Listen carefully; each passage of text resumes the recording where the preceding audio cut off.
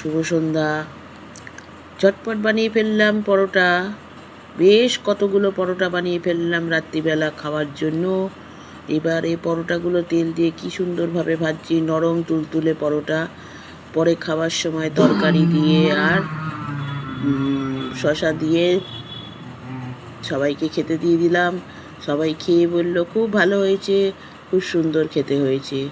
এরকম পরোটা কে বানাতে পারো বা কেমন হয়েছে পরোটাটা আমার দেখে একটু বলো, এবং আমার চ্যানেলটা সাবস্ক্রাইব করে দিও, লাইক কমেন্ট শেয়ার করো।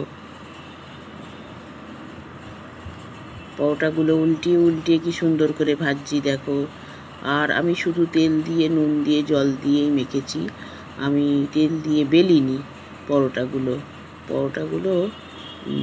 আমার শাশুড়ি মা দেখি তেল দিয়ে বেলে, আমি কিন্তু তেল দিয়ে বেলিনি। কেমন হয়েছে জানিও।